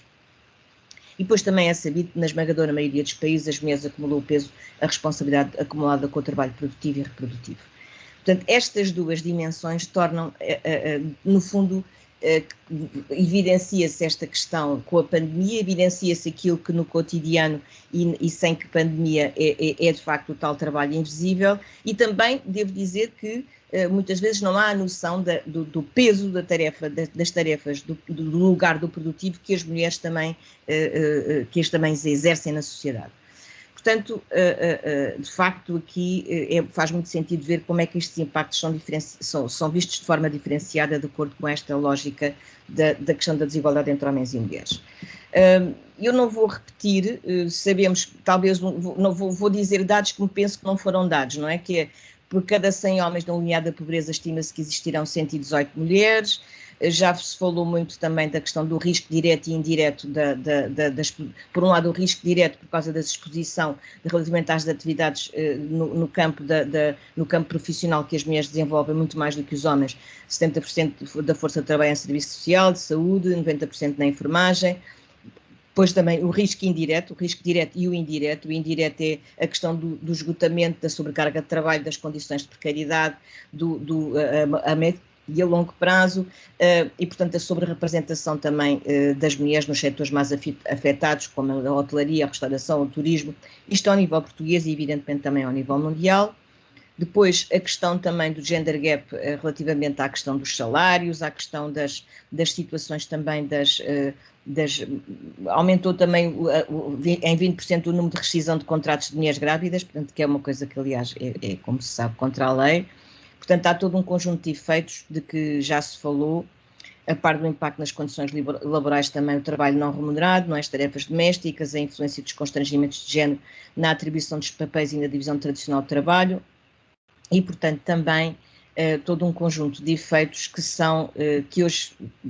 que é necessário identificá-los enquanto tal. Quanto às questões da violência também já foi falado, não vou repetir, de facto os números são esmagadores no agravamento desta situação, também relativamente às questões do tipo de violência que é exercido, da questão também nos vários países também, portanto já foi indicado quais foram aqueles em que houve e também pensar que houve medidas, não é? Que algumas medidas foram tomadas a este nível e portanto que houve tentativa de acautelar, digamos, esta especificidade, que evidentemente também já como foi dito, não sabemos ainda as suas consequências em todo a sua configuração, mas que podemos imaginar o que é que sem medidas evidentemente seriam certamente muitíssimo piores.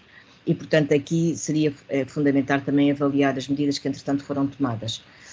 E é preciso ter em conta também os riscos no acesso aos cuidados de saúde, que também falou, a Mónica Ferro também falou nisso, o problema das questões mais indiretas, não é? O problema da saúde sexual e reprodutiva, as questões da saúde mental também, a ansiedade, ataques de pânico, depressão, que tendem a ser mais evidentes nas mulheres, portanto, quando nós fazemos a comparação entre os dados de saúde dos homens e das mulheres, esta é uma das questões que aparece com mais clareza pelo lugar das mulheres, e depois, de facto, também, outra vez, a questão da saúde sexual e reprodutiva. Em Portugal, de facto, foram tomadas algumas medidas que se percebeu, como foi dito também pelo Secretário de Estado, não vou estar a repetir, mas eu queria também falar dos impactos no plano emocional e simbólico. No plano emocional, a questão das vulnerabilidades, das dificuldades ao nível da sobrevivência, tem efeitos devastadores no plano emocional. Portanto, os impactos são, digamos, de uma forma global, muito abrangentes. São os efeitos negativos do desespero, da procura de respostas rápidas, da complexidade das sociedades. A complexidade das sociedades é uma certa opacidade da explicação de porque é que as coisas a vida das pessoas não corre como elas desejariam, e não corre sobretudo naquelas questões básicas, quando elas são desempregadas, quando elas não deixam de ter meios de subsistência. Esta, digamos, opacidade que se impõe às pessoas, muitas vezes, no fundo, tem como consequências uma certa possibilidade da aceitação de respostas de falsos profetas e de ditadores. E, neste sentido, eu julgo que devemos também olhar um pouco para estas questões do ponto de vista e pensá-las nas questões da cidadania. Portanto, como, no fundo, mostrar às pessoas que, no fundo, muitas vezes elas tomam decisões e tomam opções de voto que vão contra os seus interesses, não é? E esta questão, acho que justamente em alturas de grande desespero, temos lições da história um pouco para pensarmos nisto. As pessoas aceitam qualquer tipo de resposta porque ficam em situações de sobrevivência e, portanto, toda a complexidade da situação que das respostas que são dadas não as satisfazem, num certo sentido. Por outro lado, no plano simbólico, eu acho que é interessante também ter em consideração os efeitos que no plano simbólico algum protagonismo feminino, porque justamente o que nós temos conhecido até agora, e no fundo que é o que está por trás, num certo sentido, das questões da igualdade serem muito mais faladas, serem muito mais postas na agenda, quer no domínio nacional, quer internacional, esta tomada da palavra ao nível da agenda tem sido feita exatamente porque as mulheres são mais educadas, cada vez acederam à educação, têm mais capacidade e muitas mais no mundo podem aceder, e portanto esse protagonismo não tem evidentemente depois a expressão naquilo que são o levantar dos obstáculos à participação, ou seja, é como se nós conseguíssemos produzir legislação, conseguíssemos mesmo ao nível do mundo ter feito aí algumas mudanças, mas tudo de facto depois embate com o problema da implementação das medidas, com o problema da forma como ao nível, digamos, com as lógicas mais tradicionais, nos próprios aparelhos de Estado, nos próprios aparelhos, naquilo que é depois da implementação das medidas, há obstáculos que surgem exatamente porque ainda não há a percepção mais aprofundada da importância enfim, dos impactos da questão da desigualdade a este nível.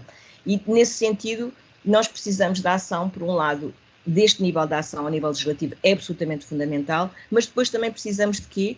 Precisamos de sustentabilidade, que as medidas tenham sustentabilidade, e para as medidas terem sustentabilidade é preciso que elas sejam avaliadas, que se percebam que é que elas podem ser corrigidas e, sobretudo, que se dê visibilidade a um conjunto de questões, aliás foi falado nisso, a importância que as ciências sociais aqui têm, no fundo, para mostrar um conjunto de coisas que hoje já são os dados, mas também para perceber quais são os mecanismos da produção da desigualdade.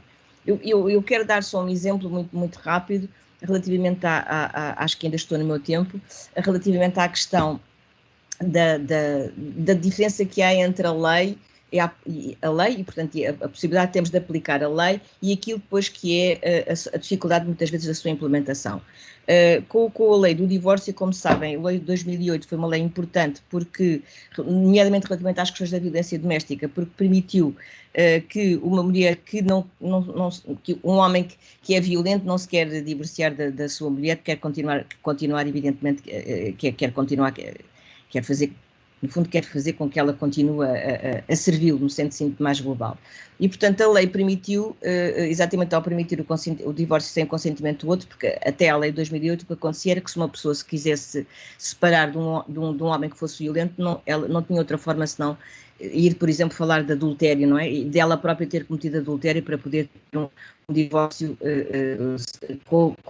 um divórcio que, enfim, sem a vontade do outro.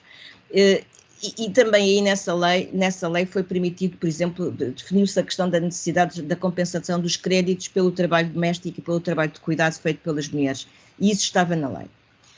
Não sei se viram que só há muito pouco tempo houve uma decisão no Supremo, ou seja, 12 anos depois, uma decisão do Supremo, provavelmente, obviamente, inspirada nessa possibilidade que a lei tem, embora não se aplicasse num caso de divórcio, mas aplicasse num caso de união de facto, só 12 anos depois é que ela foi aplicada.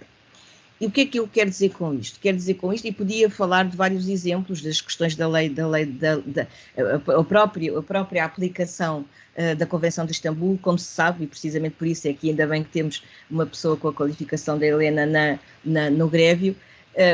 Há, de facto, resistências à implementação destas medidas. Portanto, a melhor forma, na minha perspectiva, de, para além de reforçar a necessidade que há de uma legislação adequada, de medidas de política pública adequada, é a necessidade de avaliar essas políticas e de procurar perceber onde é que estão os nós para conseguir, num certo sentido, desfazer esses nós e conseguir que as pessoas tenham mais protagonismo, tenham mais capacidade de utilizar mesmo aquele instrumental que já existe e de criar outros, não é? E aperfeiçoar os que existem. Isto só se faz, de facto, não só com políticas, como com a avaliação das políticas que se fazem. Julgo que não queria ocupar mais tempo e, portanto, só para rematar, dizer o seguinte, voltando à questão do bem público, não é? Que é, só conseguiremos combater a pandemia, as desigualdades de género, as desigualdades sociais e defender a coesão social e a defesa da democracia, valorizando o bem comum, o trabalho produtivo como o de cuidar e praticando, obviamente, uma repartição equilibrada entre estas duas esferas da vida que são absolutamente fundamentais. Para termos saúde, temos de ter pessoas e instituições que cuidem de todos nós. Muito obrigado. Vamos então para as perguntas às intervenientes neste seminário digital, Conversas em Tempos de Pandemia.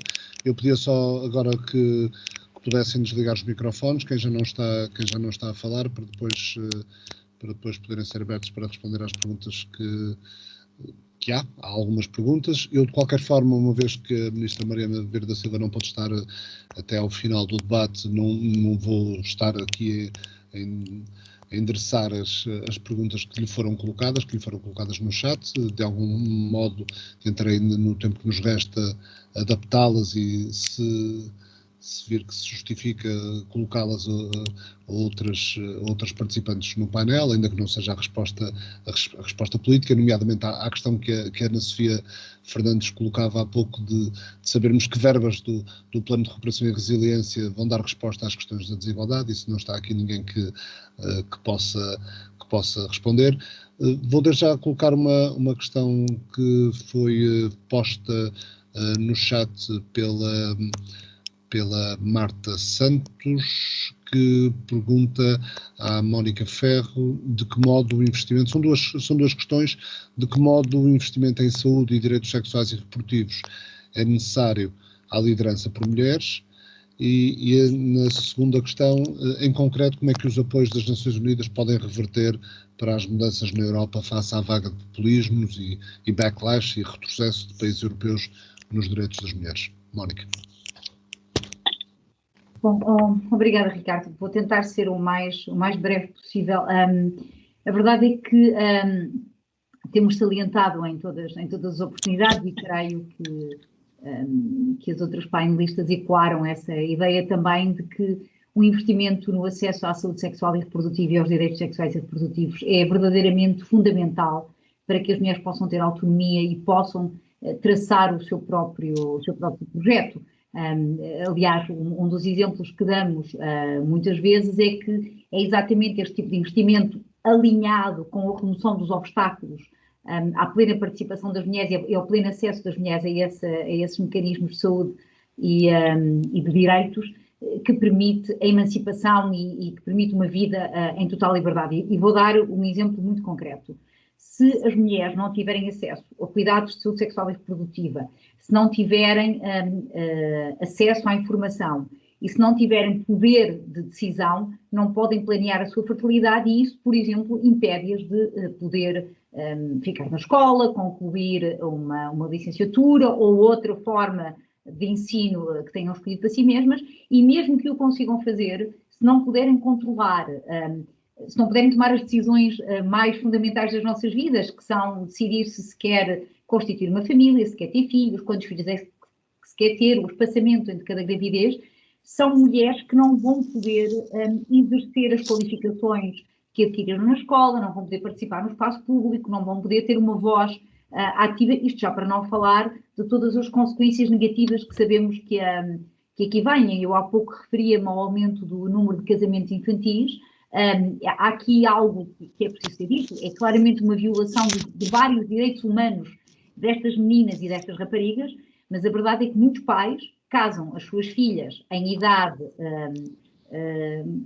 muito precoce porque entendem que as estão a proteger e que estão a colocá-las sobre a proteção de um homem, em regra mais velho, e que lhes vai permitir subsistir nestas crises também, e nós vimos que a crise provocou muito isto. Portanto, o que está aqui em causa é sempre um modelo patriarcal, assente numa percepção de que o bem-estar masculino é mais importante que o bem-estar feminino, e daí as várias práticas tradicionais nefastas contra as mulheres, e portanto só investindo no desmontar desta narrativa e só investindo na garantia das mulheres no acesso a estes serviços de saúde e a estes produtos de saúde e de direitos, é que nós vamos permitir que elas tenham autonomia. O relatório do Fundo das Nações Unidas este ano, aproveito já para anunciar, falta um mês ainda, é exatamente sobre autonomia corporal, o quanto é preciso ter autonomia sobre o próprio corpo para se poder ter um percurso autónomo e em dignidade. Uma frase só sobre a outra questão. A verdade é que o que as Nações Unidas têm tentado fazer sempre é debater estes assuntos. Tem sido muito debatida aqui a questão do populismo e como os populismos ameaçam todas estas narrativas de direitos humanos. Não afetam só o exercício dos direitos civis e políticos, afetam no centro os direitos das mulheres, porque são muitas vezes vistos como um subproduto deste debate, não é? Aquilo que a professora Nádia Torres dizia há pouco a propósito da linguagem, nós pela primeira vez temos uma contestação articulada e organizada contra a utilização da expressão igualdade de género, dizendo que a expressão igualdade de género na realidade é enviesada contra os homens, promovendo as mulheres, quando na realidade a igualdade é exatamente sobre a autonomia em conjunto. E, portanto, o que as Nações Unidas têm feito é trazer esse tema, enquadrá-lo enquanto perspectiva de direitos humanos, e aquilo que nós gostamos de fazer, fornecer dados, fornecer provas de que compensa investir nos direitos das mulheres e que os direitos das mulheres são fundamentais para o desenvolvimento das nações, para o desenvolvimento dos países, mas sobretudo para a sua própria dignidade enquanto pessoas. Obrigada, Rita. Muito obrigado, Mónica. Eu tenho aqui esta questão, já agora o seu dono, esta questão não era da Ana Marta Santos, era a segunda pergunta, era da Maria Teresa Monteiro, que chamou a atenção para isto, e muito bem, portanto está feito o seu dono, a sua dona. Procuradora Helena Leitão, as condenações por violência doméstica são mais prováveis quando o juiz do processo é uma mulher. Esta é uma das conclusões de um estudo da Escola de Criminologia da Faculdade de Direito da Universidade do Porto, estudo divulgado esta manhã, feito a pedido da Associação Sindical dos Juízes Portugueses. Portanto, repito, as condenações por violência doméstica são mais prováveis quando o juiz do processo é uma mulher. Isto é uma questão sobre a qual também nos deveríamos preocupar, nós, enquanto comunidade.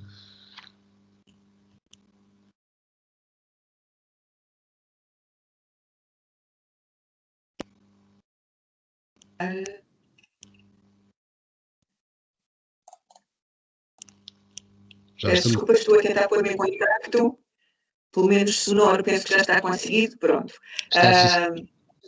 Pronto, também eu não conheço esse estudo para me pronunciar quanto a ele com a profundidade e com a objetividade que desejaria. Também há aqui algo também que se passa, com a elevada percentagem de mulheres que ocupam neste momento os lugares da magistratura, seja judicial, seja do Ministério Público, seja inclusivamente funcionários judiciais,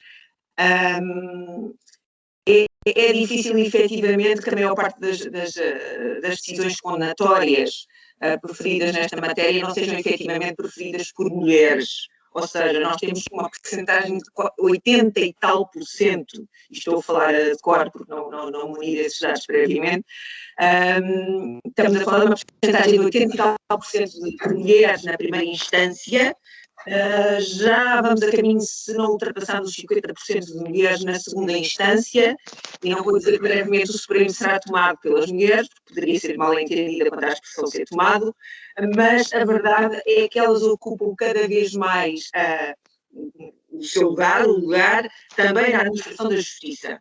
E também é óbvio, tenho que admitir que sim, que há uma sensibilidade mais acrescida das mulheres para compreenderem determinados problemas que efetivamente tocam diretamente as mulheres. Quer dizer, eu não gosto de futebol, por exemplo, ou eu não percebo nada de esgrima, mesmo munindo todos os conhecimentos necessários para fazer uma avaliação desse tipo de desporto e de resultados, provavelmente não serei tão boa avaliadora como alguém que vive as situações diariamente. Agora, com isto não quer dizer que os homens não se esforcem, não se preocupem exatamente com o mesmo tipo de realidade. E é o que eu digo, teria que conhecer o estudo para ver exatamente quais são as bases e os elementos que se correram, qual é a amostragem, tudo isso. Agora, não tenho dúvidas que, à partida, as mulheres estão mais sensíveis para esse tipo de temas, como provavelmente os homens serão mais sensíveis para outro tipo de temas. Isto tendo em atenção, no obstante tudo isso, que muitas vezes, eu não sei se isto seria exatamente o sítio indicado ou o momento indicado para dizer isto.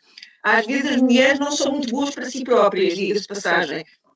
Ou seja, eu quero que isto seja interpretado nos seus devidos termos, em muitas realidades, em muitas situações, às vezes não são tanto, como é que eu ia dizer, a questão da sensibilidade das mulheres acaba também por prejudicar as próprias mulheres. E, portanto, eu quero que isto esteja entendido nos seus devidos termos. Tudo isto é muito relativo. Gostaria, efetivamente, de ter acesso a esse estudo antes de poder falar com mais imprecisão. Mas deixe-me só lembrar um episódio que ocorreu quando eu estava num tribunal perto de Síria, enfim, junto em Portugal, não há muito tempo, onde estava eu como procuradora, estava a juiz, a juíza, que também era uma senhora, a presidir a diligência, e a funcionária era uma mulher, e era um caso de violência doméstica.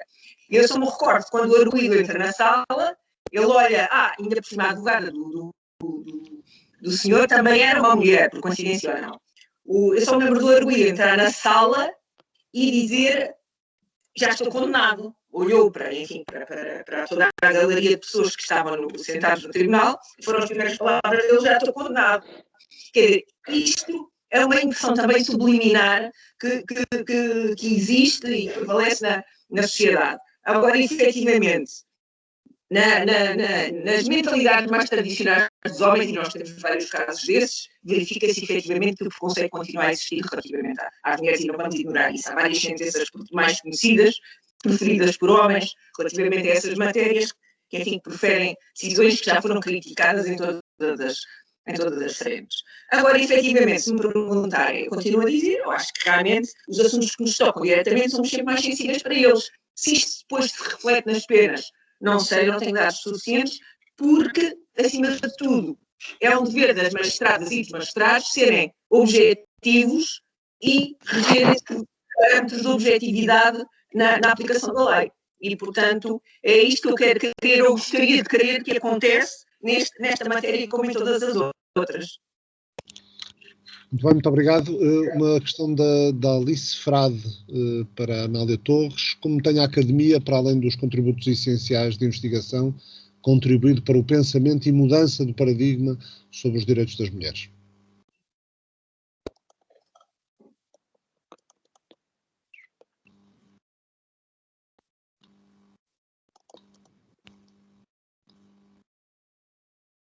Não sei se, nesta altura não a consigo ouvir, não sei se ouviu a questão. Não, peço desculpa, já estão a ouvir agora, pronto.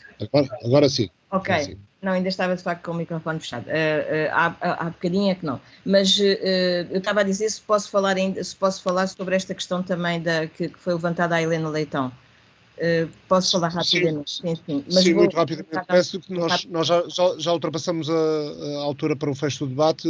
De qualquer forma, ainda podemos ficar mais 10 minutos, mas não mais que isso. Está bem. Então, muito rapidamente. Eu acho que esta questão é importante porque é um pouco como a Helena Leitão colocou, justamente, por exemplo, vou dar um dado que contradiz isto. Homens e mulheres, perante um CV completamente igual, só que um tem o nome de homem e outro tem o nome de mulher, homens e mulheres escolhem o de homem. Portanto, esta questão é relativamente transversal e as questões que têm a ver com as questões da igualdade, o ser mulher não basta, porque o que é preciso basicamente não é sensibilidade, é conhecimento, não é? É conhecimento e capacidade de conhecimento. Eu gostaria que se...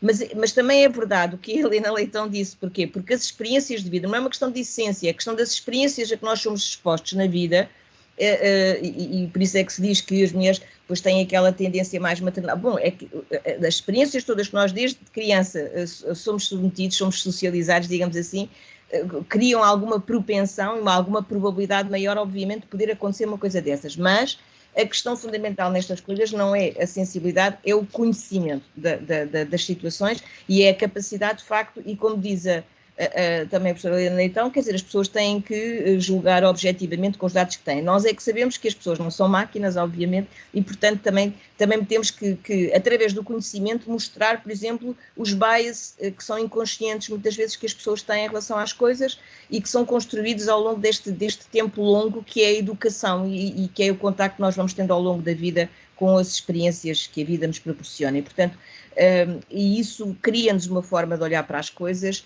E é isso que nós, através do conhecimento, vamos procurando mudar, porque estamos aqui a falar de mudança. No passado não era assim, não é? Quer dizer, no passado as mulheres nem sequer podiam, em Portugal, nem sequer podiam ser procuradoras, portanto, também estamos nem procuradoras, nem juízes, nem coisa em cima nenhuma. Também porque havia uma narrativa de que elas não tinham capacidade para isso, não é?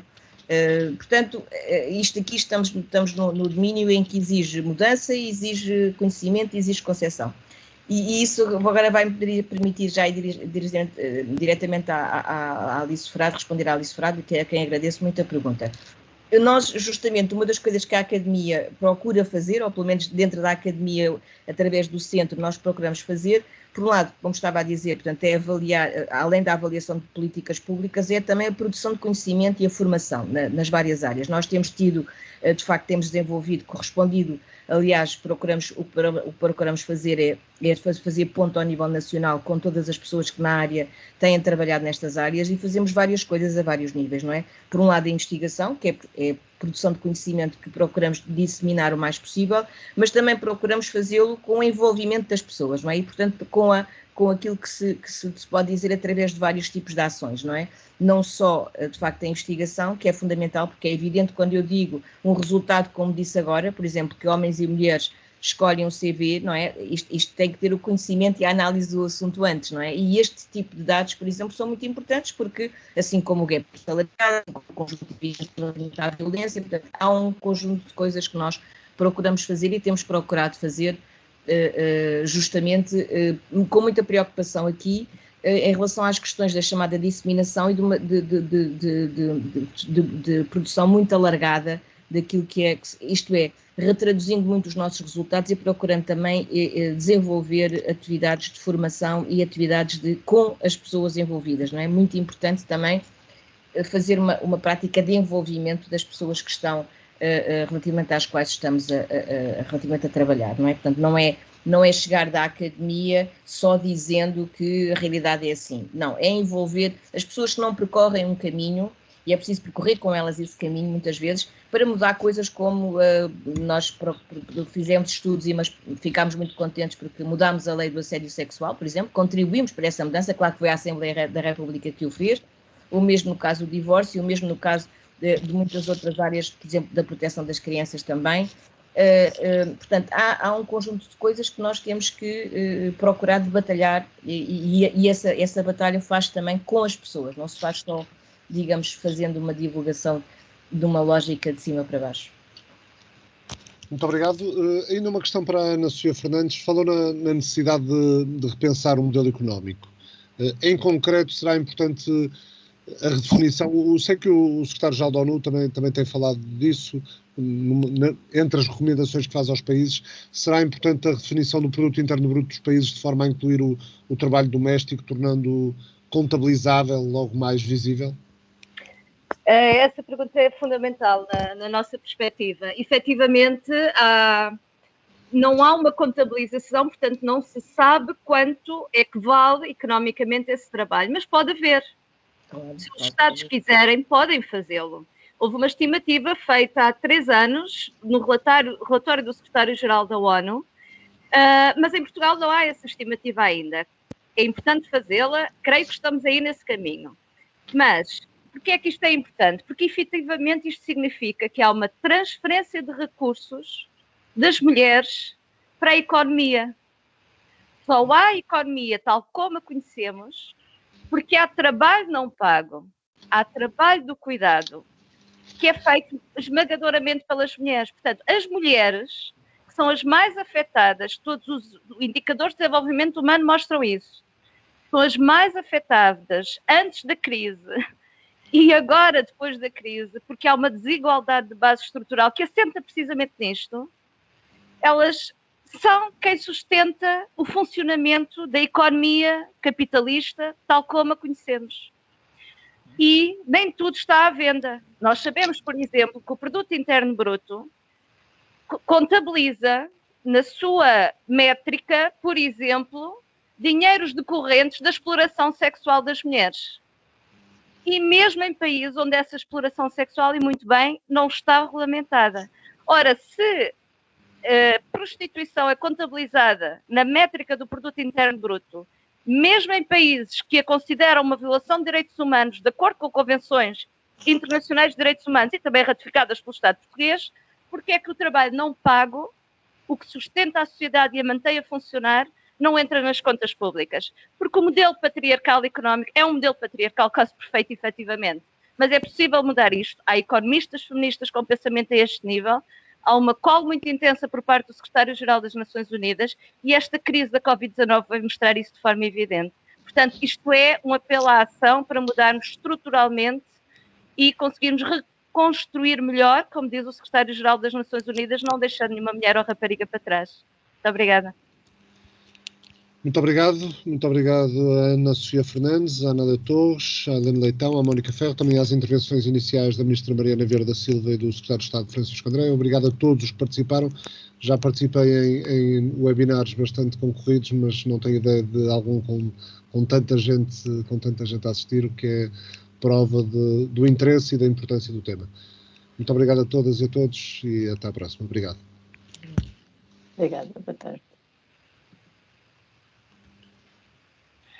Adeus a todos. Adeus.